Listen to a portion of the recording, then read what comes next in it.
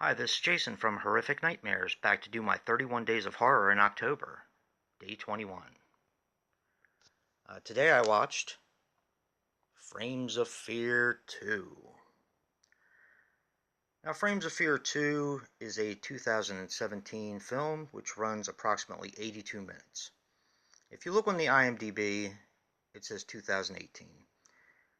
Now, I've had this since 2017 when I went to Monster Mania and picked it up from Fuzzy Monkey Films' table. I think the reason for the discrepancy is it got picked up by Wild Eye in 2018. Now, I was talking a little bit about this the other day with Killer Campout. Has been picked up by Wild Eye, Raw and Extreme. The original Frames of Fear, which I reviewed yesterday, was picked up by Sub Rosa Cinemas. And of course, this one is being picked up by Wild Eye, Raw and Extreme as well. But this is under a different title, so if you're interested in picking it up, it's going to be under the title Brutality. Or, as we used to say in Mortal Kombat, Brutality. So, Frames of Fear 2. I'm going to handle this in the same way as I handle a majority of my anthologies. I'm going to break it down by part, give a rating for each part, and then I'm going to give a rating for the overall DVD itself. Now, I don't know if you guys noticed, but I also met some of the people that were involved in this.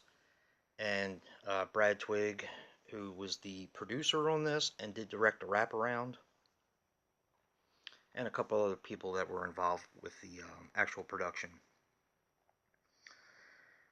So, we're going to start with the very first story in the anthology, which is called The Last Days of Livermore. I'm going to give a brief synopsis. Since these are such short stories, I really can't say a whole lot, but I'll do my best. The Last Days of Livermore is about a guy who is going to a cemetery to visit his girlfriend or wife. I can't really remember which one. And goes into kind of a mind bend from there. I actually like this one. It was, to me, it was a 6. I didn't like the way it was filmed, but I like the overall story. So, yeah, I mean, the filming didn't really take away from it that much, but, I think a 6 is fair for that one. Now we're coming up to the second story, which is What's Wrong with Mom? Now this is about two brothers who get a call from the caretaker of the mom's horses, estate, stuff like that. And he says that she's sick and that they should come and, check on her. They go to her house, they spend a few days there with her, and there's definitely something wrong with Mom. And I'm going to leave it there. I enjoyed this one. I thought the gore was really good, and I gave this one a 7. Definitely moving up. Now, the third is probably my favorite. This one is called Axmas, and this is about a killer Santa Claus in a storage area, and that's all I'm going to say. I love my slasher films. This one is, it's done pretty good. I did enjoy it. I gave this one a 7.5. This was, to me, the cream of the crop of this one. So, yeah, 7.5 on this one. And then the final segment is called Don't Try This at Home. Now, this was an interesting one. This one was a little tough for me to rate. Basically, a group of kids, 3 kids, their mom goes out to the store or something, leaves the oldest one in charge. He said somebody gave him a videotape. He puts it in, and the videotape is of a couple who want to spice up their sex life. So they end up taking this pill, which has catastrophic results. And that's all I'm going to say about that. But then it goes back to where the kids were watching the film, and something ensues from there.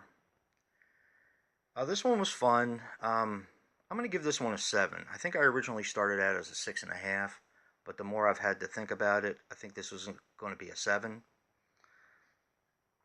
And then, unfortunately, we have the wraparound, which to me is the weakest part of the anthology.